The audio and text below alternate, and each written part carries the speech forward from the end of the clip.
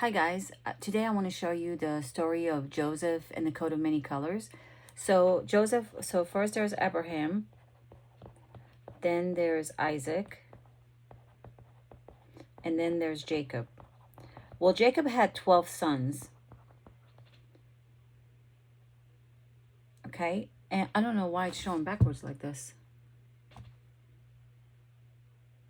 Okay, so Jacob had 12 sons, and Jacob had a favorite son. His name was Joseph. And he loved Joseph so much that he gave him a coat of many colors. So the coat of many colors is a symbolize of what I'm about to show you next. Before we go on to what the coat of many colors actually means spiritually, let's talk about what happened to Joseph himself, because that's important. Joseph's 11 other brothers hated him. The reason was ultimately was because he had dreams and visions, and what that means is he was able to interpret and see things, whereas others weren't able to see those things yet. He was very intuitive, he was very dreamy, he had visions, he had interpretation capabilities to things that were happening in others' conditions and situations that others themselves weren't able to see. So he was hated. A lot of his brothers were jealous of him. And so what they did is they took him and his coat of many colors, which he was wearing, they threw him into a den, took the coat of many colors, threw blood on it, and brought it back to Jacob, the dad, and said, listen, your favorite son is dead. Of course, they're happy because they no longer have to live in the shadow of someone that's what you would call a high performer, right? So Joseph is now in a den, and a bunch of Egyptians pass by. They see this man in the den. They pick him up. They throw him in prison in Egypt. Joseph is in prison for several years, and he's so good at interpreting other situations and offering advice that they loved him. They appreciated him so much so that even the guards themselves would hide food from the Pharaoh's large dinners and bring him the best. And they would feed him in the prison. He was very much respected and liked by the prisoners and the guards themselves. Now, Pharaoh had a dream a few years later. Pharaoh had a dream he was struggling with. He had sleepless night, unable to understand or decipher or interpret the dream he was given. He called his best priests that do those things and asked them to interpret the dream. Well, none of them were able to interpret it to the degree of satisfaction of Pharaoh himself. The guard hears this dilemma.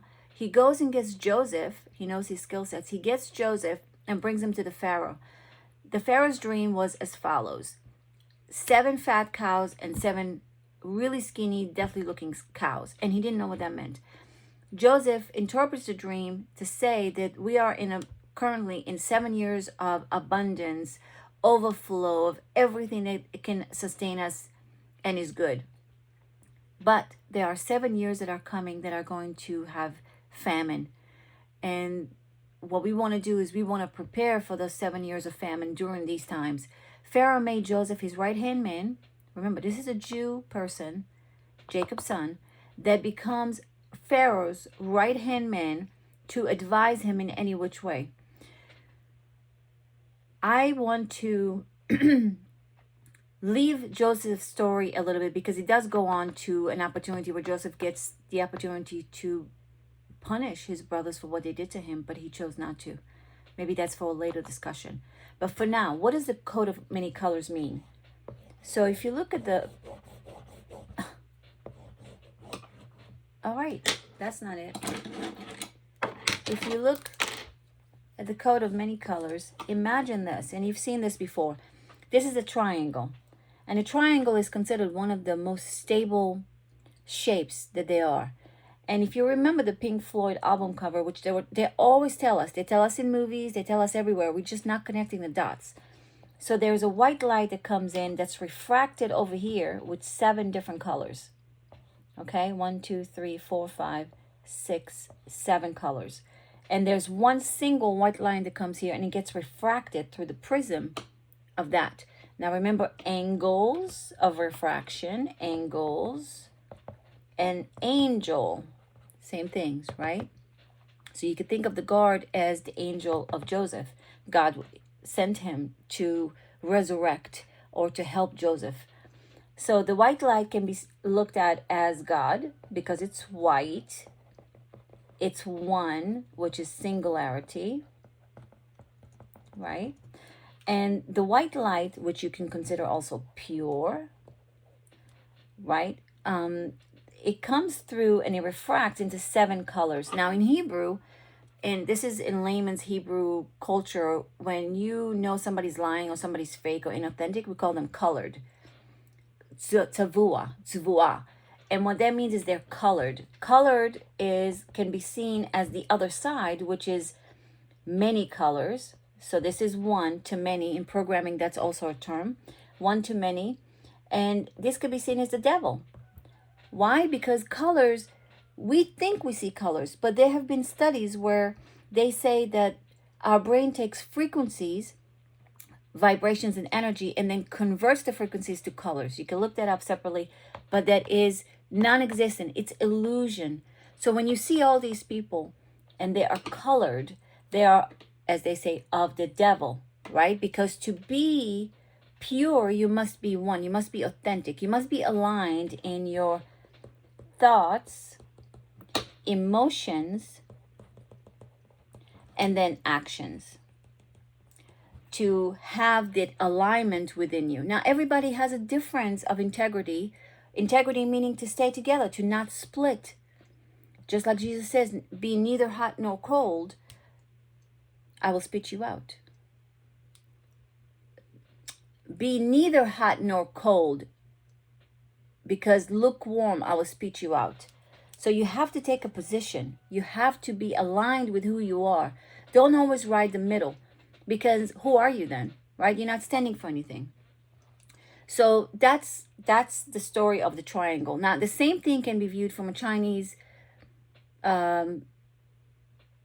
teaching, if you will. If you remember, there is the circle, which is the yin and the yang, and there's white and black, and there's always the opposite of it. So white always has a little bit of black dot, black always has a white dot. But most people don't pay attention to the center S. The center S is where 0 exists. All or nothing, 0. Everything and nothing.